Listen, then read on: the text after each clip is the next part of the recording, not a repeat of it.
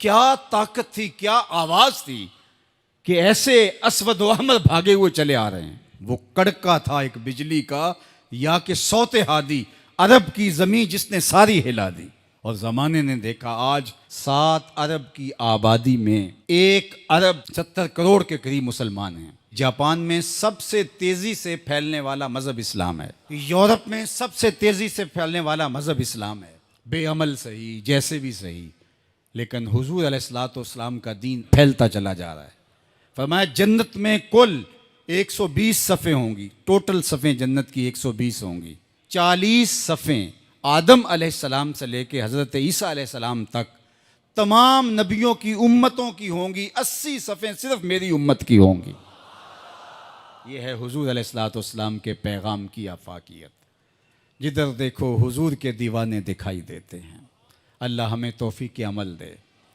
अगर हम सच्चे खरे सीधे 2 टोक मुसलमान बन जाएं तो पूरी कायनात हमारे कदमों तले है, इसलिए कि हम मोहम्मद अरबी के ग़ुलाम हैं।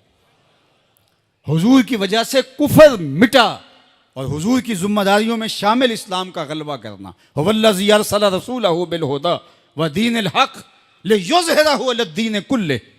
हुजूर अलैहिस्सलाम के दीन को तमाम अदियान पर गालिब करना हुजूर अलैहिस्सलाम का दिया हुआ दीन और पैगाम है।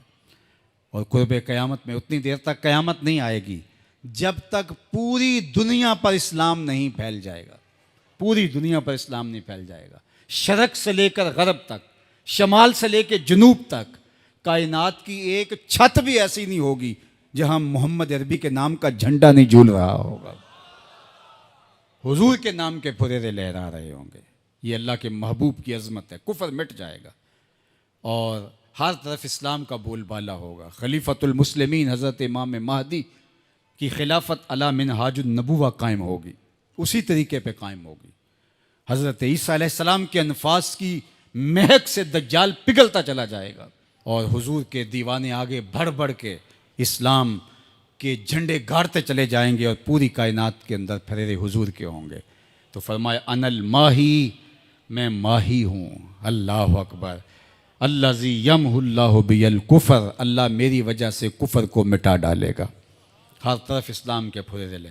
व अनल हाशिरुल्लज़ी युहशरुन्नासु अला कदमैया, और मैं हाशिर हूँ और क़यामत के दिन जो है वो लोग मेरे पीछे पीछे आएंगे और मेरे कदमों पे आएंगे। फरमाया सबसे पहले मेरी कब्र कुशादा होगी और फिर अबू बकर की कब्र, फिर हज़रत उमर की कब्र। दाएं हाथ में अबू बकर का हाथ होगा, बाएं हाथ में उमर का हाथ होगा। हा काज़ा नुबास यौमल क़यामा, फरमाया क़यामत के दिन हम कब्रों से ऐसे ही उठेंगे।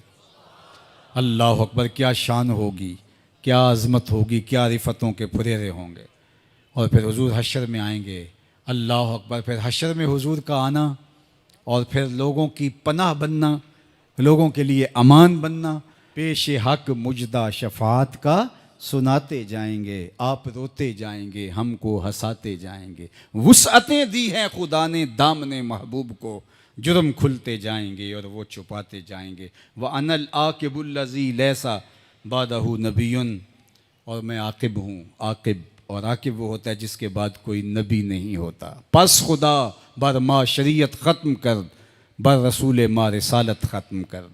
अल्लाह ने हुजूर के बाद नबूवत का दरवाज़ा बंद कर दिया। अब किसी नबी के आने की ज़रूरत नहीं। तमाम अम्बिया की सफ़ात के जामे हुजूर अलैहिस्सलाम की ज़ात सतूदा सिफ़ात हैं।